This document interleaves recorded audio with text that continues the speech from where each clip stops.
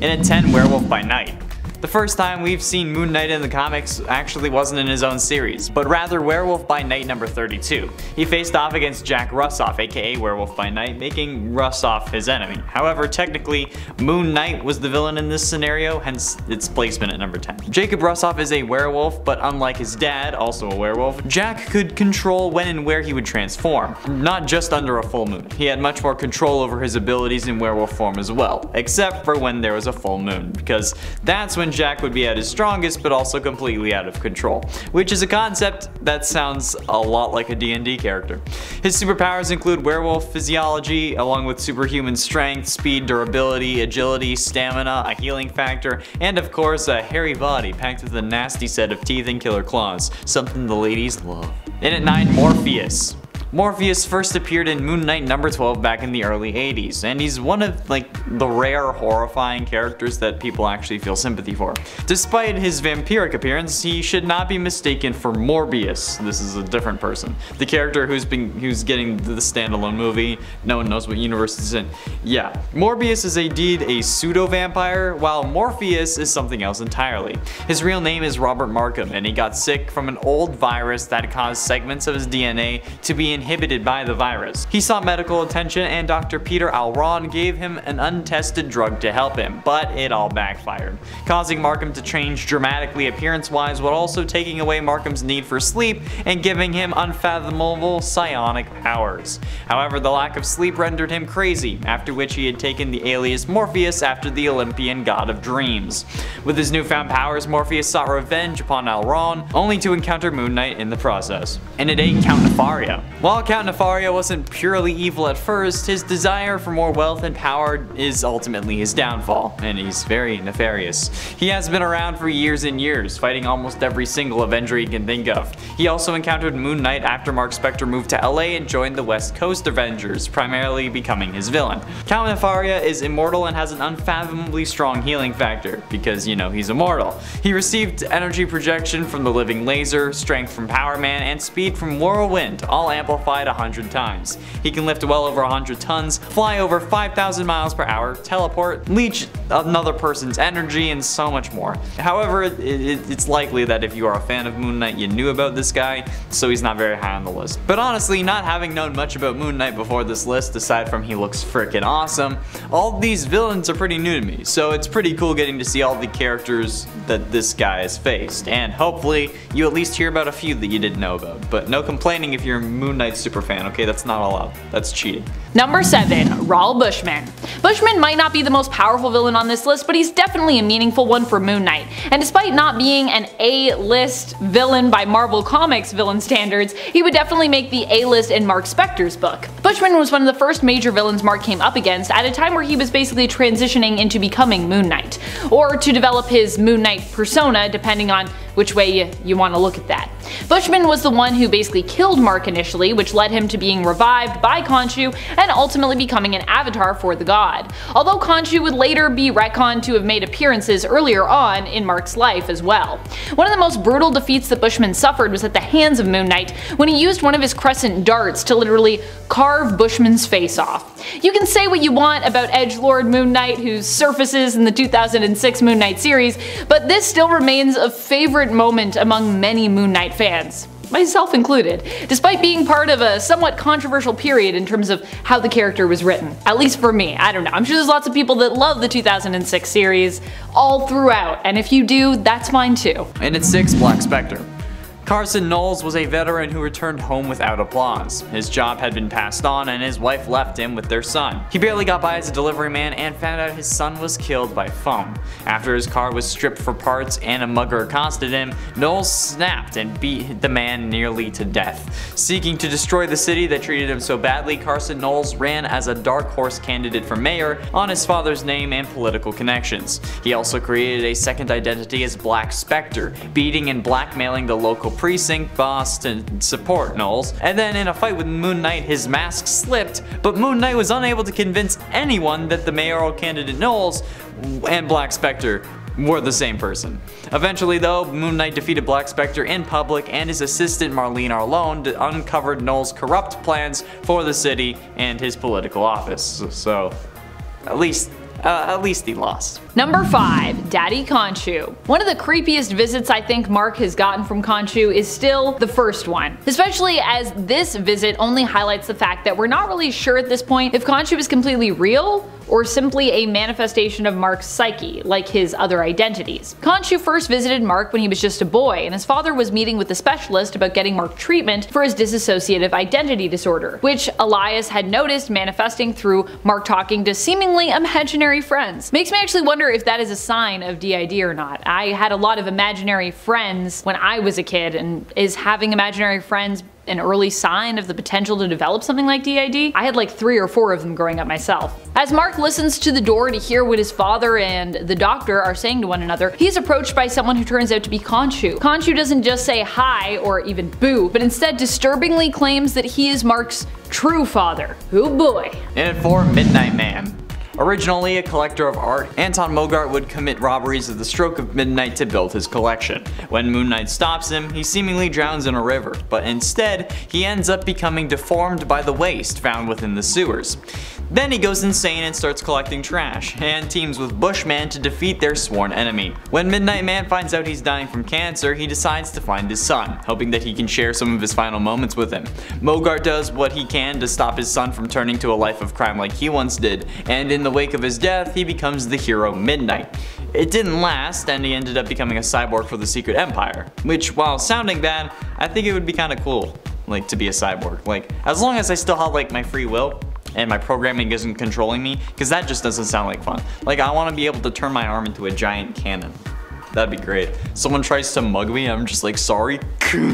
Number 3. The HATCHET-MAN. Being that Moon Knight is such a dark figure himself, he also faces off against a lot of dark and violent rogues. Very similar to Batman actually. Dealing with a lot of criminals who are much more twisted, dark, and brutal. One such villain was the HATCHET-MAN, who initially Mark believed was none other than Randall Spectre, his own brother. In fact, when the HATCHET-MAN is defeated in issue 18 of the 1978 Hulk series, Mark is pretty convinced that it was his brother. Of course, I'm pretty sure his brother shows up later alive, so I'm not really sure if this was actually true or just a coincidence or how this fits into the greater continuity. Either way, before he is defeated, the HATCHET-MAN's MO was using an axe, a hatchet, to slay innocent nurses as they headed home later after their night shifts. And the reason Randall was suspected as the HATCHET-MAN by Moon Knight was because of a past incident where he killed a woman named Lisa with a meat cleaver, which Mark himself recalled. Axe-wielding serial killers, that is some scary stuff. It should also be noted that Marlene, Mark's love interest, is used as bait in the plan, and when everything goes sideways, she ends up hacked multiple times with the axe, putting her in a life-threatening condition. Penultimately, in at number 2, Cactus. Sometimes a name is just a name. It can have meaning, or it could just be something cool that the guy thought of that ended up kind of making sense. Other times names are extremely direct and are probably too on point. That's the case with Cactus, who is exactly what he sounds like and nothing more. Created by Dominus, he's been a villain of the West Coast Avengers and Moon Knight on various occasions. Punching him definitely stings, but beyond that, it doesn't take all that much to break him or chop him up, because, you know, he's a cactus, which has actually happened before, though he can regenerate lost limbs, which I don't know if cactuses can do or cacti can do, but yeah, he's without a doubt one of the lamest villains in the Marvel Universe, but in my opinion, that makes him one of the coolest. This guy is literally a cactus, and that's hilarious. A couple years ago, the girl I was with at the time and I came up with a superhero that we called Cact Guy, who was basically in essence Cactus, and we didn't know that it was actually a thing. But it's funny to me that someone actually made this and then put it in the goddamn Marvel Universe. That's hilarious. That's amazing. And Cactus is my new favorite villain ever because of that. Hashtag Cactus in the MCU. And finally, in at number 1, Hunter's Moon. Dr. Batter was born in Luxor, Egypt, to 2 doctors and was an excellent student throughout his life, eventually becoming a doctor as well. He grew to become a very rational and serious person who didn't believe in any higher entities, despite still attending prayer and studying the Quran and the Hadith. This all changed when he was attacked by vampires and left to die on the streets, at which point he met the Egyptian moon god Khonshu. Dr. Batter survived and became a worshipper of Khonshu, who fancied himself the god's second highest priest, and opposite of Mark Spectre. After learning that Moon Knight had taken in vampires under his protection, Dr. Batter terrorized the Nightwalkers to get his attention. Hunter's Moon eventually confronted Moon Knight, chastised him for taking in enemies of Khonshu, and expressed his intentions to correct him. Dr. Batter beat Moon Knight and invaded the Midnight Mission to kill the vampires, but Spectre recovered and knocked him unconscious after attacking him from behind. Which, you know what, after beating him, I'm not even gonna call it that's kinda shady. I respect it. Number 10. Midnight Man. Midnight Man is an arch nemesis of Moon Knight, well known by dedicated fans. He is the father of Midnight, aka Jeff Wild, who would go on to become Moon Knight's sidekick before becoming a villain himself. Midnight Man is Anton Mogart, who was given his mantle due to him stealing priceless valuables and works of art, committing the thefts at exactly midnight. He did not possess any superpowers, but was already himself a wealthy man, who stole simply because he wanted to and enjoyed the thrill. Eventually, he ended up being defeated and stopped by Moon Knight. As a result of their fight, he became disfigured, lost his fortune, and became kinda deranged, collecting garbage in the place of valuables. He teamed up with RAUL BUSHMAN to try and defeat Moon Knight, but of course, failed. When he discovered he had terminal cancer, he faced off with Moon Knight one final time, but once again lost and died in the process. While just a man, he was an extremely gifted thief and skilled combatant. And friends, before we move on to this next spot, if you are loving this list and you want more Moon Knight lists, be sure to let us know by giving this video a thumbs up. I'm so hyped for the series. Can't wait for all the Moon Knight stuff. Ah. Number 9. Anubis the Jackal. Sort of. This wasn't the Anubis, but was rather Ahmed Aziz, a man who had acquired Mark Spector's Khonshu statue after he decided to give up being Moon Knight and sell it so he could settle down with Marlene. Aziz was actually believed to be the reincarnation of a Ramses, the ancient priest of Anubis. He sought to rule the world by becoming basically Anubis incarnate, and acquiring the statue was all part of his plan. He also attempted to eliminate Khonshu's agent on Earth, Mark Spector, but failed. Spectre was then drawn back into becoming Moon Knight after Khonshu and his priests prepared him for battle, sensing that the statue had fallen into evil hands. Anubis the Jackal almost succeeded in defeating Moon Knight, but he survived their attempt to sacrifice him. In the end, Aziz was believed to have been killed when a freak sandstorm caused the temple he had built to collapse. Aziz wasn't a super long-lasting villain, but if he had succeeded in his plot, which almost happened mind you, he likely would have been one of the most powerful villains that Moon Knight had ever encountered. Number 8. Black Spectre. Black Spectre is like the reverse of Moon Knight. Carson Knowles is a man whose trauma turned him into a villain rather than giving him a dissociative identity disorder and turning him into a hero. He was a soldier who returned from war underappreciated for his service. His job was gone, his wife had left him, and his son sadly ended up dead. Knowles blamed the city for what happened to him and used his influence and his connections to run for mayor, with sinister plans for the city once he was elected into office. When he wasn't focused on gaining the mayoral seat, he acted as the villain Black Spectre. Black Spectre was just a man, of course, but was cunning, military trained, and did look really badass. Whereas Moon Knight dressed all in white and was a hero, Black Spectre dressed all in black and acted as his antithesis. During a fight with Moon Knight, Black Spectre was seemingly killed when Mark had no other option when it came to how to stop him, causing him to fall to his death. Number 7. Mummified. Well, I mean, not fully mummified, organs still intact, but wrapped up like a mummy and the prisoner of Anubis for sure. This frightening moment comes from when Mark Spector had reluctantly answered the call of Khonshu once more after choosing to retire. Coming out of retirement, he felt compelled to follow an urge, almost like a telepathic pull, which led him to priests of Khonshu, who armed him for the coming battles after Mark had sworn off being Moon Knight and sold his Khonshu idol statue. This puts him into direct conflict with Anubis, who literally had him confined in mummy wrap as he threatened to blast him with laser-like eyes, defeating Khonshu's avatar and killing Mark Spector in the process. At least, that was his plan. Fortunately, Mark did escape with some help from Khonshu, but unfortunately this also meant that Mark was now indebted to Khonshu once more. Number 6. Ernst. Ernst is one of Moon Knight's oldest villains when it comes to his in-canon history. When Mark was still a child, he discovered a dark truth about Ernst, who he knew at the time as Rabbi Yitz Perlman, a close friend of his his family. The truth was that Perlman was not who he claimed to be, but actually a World War II soldier deserter who had fought for Germany named Ernst, and was basically posing as Perlman.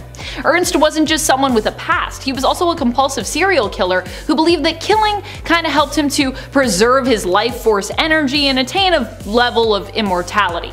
He would go on to start a society known as the Society of Sadiq, a society of sadists who believed in Ernst's own ideologies. After escaping Mark when he was just a child, Ernst knew that eventually their paths would cross again in the future. Following Mark's life, Ernst saw in him great potential and intended to make him his heir.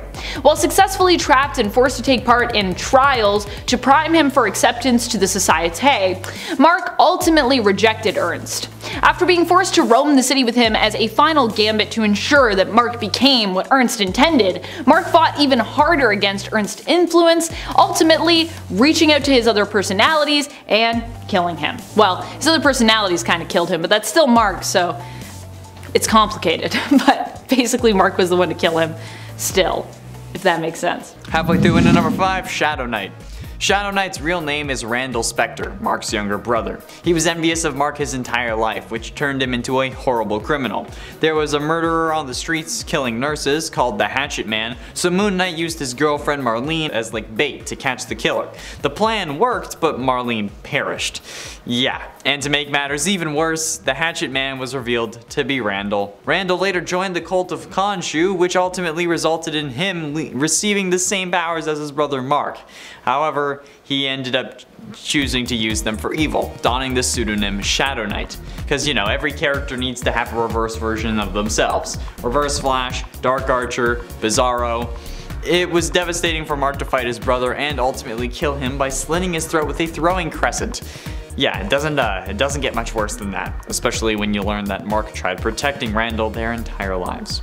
But then again, he killed your girlfriend, so... Number 4, Taskmaster. Everyone knows that Anthony Masters is insane when it comes to hand-to-hand combat. He has photographic reflexes, which allow him to learn any fight move or style just by basically observing or battling against someone, which makes him pretty hard to beat if you don't have the same kind of crazy superpower set.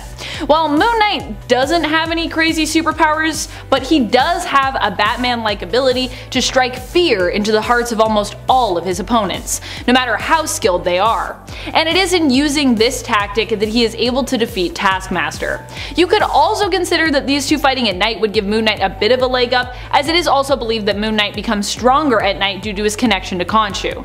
He's also kind of immortal due to his connection to Khonshu, but on paper he's still kind of a guy. Also, if it's a full moon, he gets even more powerful, and that night when they fought, it was a full moon, so this is Moon Knight at his most powerful, in theory. Getting close to the end in number 3, Seth Falcon.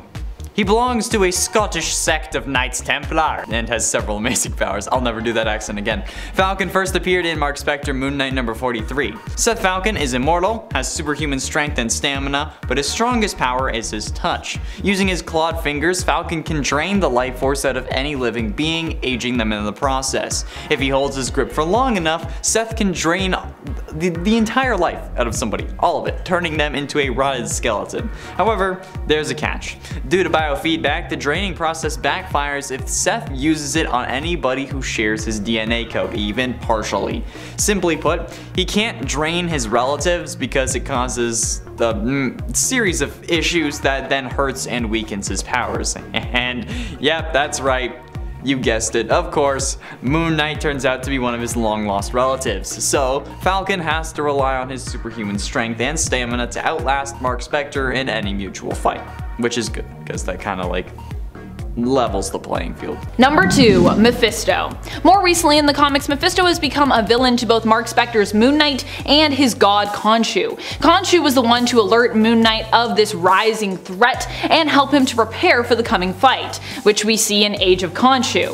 Considering that Mephisto is basically on a god tier level, being not quite a god and not quite the devil, but definitely Marvel's equivalent, one of Marvel's equivalents anyways, I think we can consider him to be pretty powerful. There isn't much Mephisto can't do so long as he can manage to play by his own rules. Really, his only weakness is that he kinda needs to get his victim to agree to some kind of contractual obligation in order to be able to really have power over them. Of course, Mephisto often has the ability to give or do exactly what his victims need, which is often what makes him such a dangerous and powerful villain. There's a lot of times people are tempted to make deals, because Mephisto's like, I got everything you need over here, just make a deal with me, it won't go wrong. It goes wrong every time, but this time it's gonna go right for you, my friend. Number 1. Khonshu. In the end, Khonshu and Moon Knight successfully defeated Mephisto, but the battle unfortunately did not stop there. Once Mephisto was defeated, a greater threat rose up in his place. The very person or entity that had seemingly been trying to help Moon Knight defeat Mephisto in order to save the world from his villainy. Khonshu. Khonshu decided that now that hell was kind of open for vacancy, he would take over and also kind of turn the world into a Egyptian afterlife hell thing. And that was when Moon Knight realized that his god had completely lost it. Teaming up with the Avengers, who he himself had previously fought to defeat in order to arm himself for the fight against Mephisto, Moon Knight ended up defeating Khonshu. Now godless, Mark Spector is still Moon Knight, but is only guided by his own moral compass and ideology, instead of Khonshu influencing him and his decisions. Number 10. Becomes heroes. And I'm not just talking about Moon Knight here. You see, there was a time Moon Knight was actually a part of the Avengers. Well, the Secret Avengers, but still. Afterwards, in his own 2011 series, he decided to go off to LA. Moon Knight actually ended up turning his life into a television series, or, well, his early life. But while that was going on, he was called back into action by some of his fellow Avengers, who said they needed his help with something. Problem was, the Avengers who appeared to be here weren't actually there. Instead, it was revealed that they were hallucinations of Moon Knights, who actually also ended up becoming them in a way. They became personas that manifested within him, and which he at times adopted himself, fighting and actually acting under the guise and mantle of those heroes. The heroes that he imagined and which became a fractured part of his psyche were Captain America, Wolverine, and Spider-Man. Number 9. Death. That first death of Mark Spector in both versions is a quite disturbing scene. The story goes that after being betrayed by RAUL Bushman and defending Marlene Alraine, daughter of archaeologist Peter Alraine, whom Bushman had killed, Mark was seemingly left dead in the desert. He was brought in to rest under the idol of Khonshu inside, or perhaps in front, of an ancient tomb. Despite being declared dead with no discernible pulse or heartbeat, somehow Mark made a miraculous recovery, and it is heavily implied in that first telling of the tale in issue number 1 of the 1980 Moon Knight series that his recovery is actually thanks to the spiritual and supernatural. In the 2016 series retelling of this moment, Khonshu actually speaks directly to Mark and offers him life or death. When Mark chooses life, Khonshu then reveals that as a result of his gift, Mark will actually act as his hands, his eyes, his vengeance. Very eerie stuff. And friends, before we move on to this next spot, if you are loving this list and you want even more Moon Knight lists, you know that there is much more to talk about. Be sure to let us know and we will give that to you. Hit that like button, friends. Do it. Number 8. Unkillable Moon Knight. One of the scariest things about Moon Knight in general as a character is that he's so completely relentless and seemingly unstoppable. It makes you question if he's really human and sometimes if he's even real. Moon Knight has at times questioned whether or not Khonshu is real or a hallucination, and he's also wrestled with the personas residing within him as he tries to navigate the truth about who he is as a person. There was also a time that he even claimed he wasn't real, messing with the minds of readers and opponents alike. In issue number 2 of the 2014 Moon Knight series, Moon Knight is chasing down an opponent, being fired at continuously as he pursues. While he is grazed by one of the bullets, he also seems to impossibly dodge them otherwise, and this is as his enemy empties his clips right into him, pulling out a series of guns in an effort to hit and take out Moon Knight. The man he's after asks, "Why can't I hit you?" To which Mark replies, "I'm not real." In its 7, DEADZONE. There are a few characters more 90s than DEADZONE, but he has his appeal. DEADZONE sort of emulates the classic Iron Man villain Whiplash with his electrical whips, but he's less a mercenary than just an ideological warrior. He seeks to punish sinners by lashing them to death that has him run afoul with Moon Knight. DEADZONE first appeared in Moon Knight's solo title and is pretty evenly matched for the character. When Moon Knight tried to take him down with his adamantium, DEADZONE catches it and then turns it around on him. There is very little on the wiki about him, and honestly I don't know what else I could say about him, but he's trying to do what Moon Knight does, but going about it in an absolutely abysmal way. Like, come on bro, really? Whips? Like, I get that they're OP in like the Spider-Man PS4 game, but seem seriously underpowered in real life or in comic books, unless they need them for plot or you're into that kind of thing. Number 6. Facing Morpheus. Morpheus, once known as Robert Markham, was a patient of Peter Allaraine's, not to be confused with the other Peter Allaraine's Sr., who's Marlene's dad. This Peter Allaraine is Peter Allaraine Jr., who is Marlene's brother. Robert himself was struggling with a viral infection which affected his very DNA, and decided to seek medical treatment. After Peter prescribed him an experimental drug, he became mutated. His appearance changed to something quite monstrous, and he found himself unable to sleep, and he also had powers. His powers were mainly psionic and also allowed him to control and interact with dreams of those who slept. At one point he also managed to be able to exert control over minds that were awake as well. This monstrous being proved a challenging foe for Moon Knight to face, and just the idea and appearance of him could haunt you in a lingering way. Kinda like how a horror film does. Number 5. The Truth. The Truth became a follower of Ernst, but even though he was not the leader of this group and Ernst intended to use him as a pawn, the Truth definitely had more raw power in comparison, hence why Ernst saw him as being so valuable. The Truth is a newer Moon Knight villain who first appeared in Legacy numbered issue 189 of Moon Knight. While we don't know much about his past, he is a villain whose powers allow him to basically expose the perversion of humanity to those around him or those he touches, showing them the truth, or a version of the truth. They see a twisted version of the truth, which can then corrupt their mind and can also make their face basically bleed, potentially even killing them if exposed for too long. I mean, you only have so much blood in you. Ernst had hoped to use Truth's power on a global scale, and Truth believed in Ernst's story and beliefs, even after Ernst was gone. However, Truth's powers appeared to be unable to infect the minds of those who are mentally unstable, which meant that Moon Knight could resist his influence and ultimately ended up defeating him. Number 4. Branding. And not in a marketing way. Well, I guess it's kind of a form of marketing actually. Really disturbing form of marketing perhaps. This revelation comes to us from the 2006 volume of Moon Knight, which is a lot more edgelordy from what I've seen of it personally. Here Moon Knight takes to marking his victims by carving a crescent moon into their forehead. Reminiscent of DCEU Batman, branding his criminals with the bat symbol, but a lot more gruesome, because you're literally carving something into their forehead. This really showcases how Moon Knight uses fear and intimidation to fight against criminals, and also feels that he is so in the right that he gets to decide who should live or die, or be like permanently branded. This is definitely a version of the character, or more a time in Moon Knight's life where he really didn't seem to care about killing. I mean, I know Moon Knight kills when he needs to kill, but there's pretty much no remorse shown here either. And usually Moon Knight does kinda try to not kill when he can. To see Moon Knight mark people's foreheads with crescent moons, check out issue 16 of the 2006 Moon Knight series, where he does quite a bit of it. It's pretty dark. Number 3. Moonshade. Moonshade is Moon Knight's own evil doppelganger who was created by Magus during the Infinity War event in the comics. Moonshade, like the other evil dops of superheroes, was created by Magus. While we didn't get to see the full extent of his powers, he was able to reach out across the multiverse after absorbing some of Franklin Richards' power with the help of Franklin Richards' own evil doppelganger. He attempted to drain the life force energy of all the Moon Knights from across the multiverse, but in the end was defeated by a Moon Knight and Moon Knight Alt team-up, although not before he successfully drained many alternate Moon Knights of their life force energy, proving just how dangerous he really was. Number 2. Dark Secrets. Probably the moment that resulted in Mark developing a dissociative identity order to begin with. This one comes from his childhood. Mark's father Elias emigrated from the United States when he was younger with his own mother in the hopes of escaping persecution for being Jewish. A family friend and rabbi joined them and assisted them along the way by the name of Yitz Perlman. The problem was that Yitz Perlman wasn't really Yitz Perlman at all, but a man impersonating him who had deserted the German World War II forces and was also looking to escape himself. The fake Perlman, it turned out, was actually named Ernst, and was also a serial killer who preyed on Jews specifically, or more enjoyed that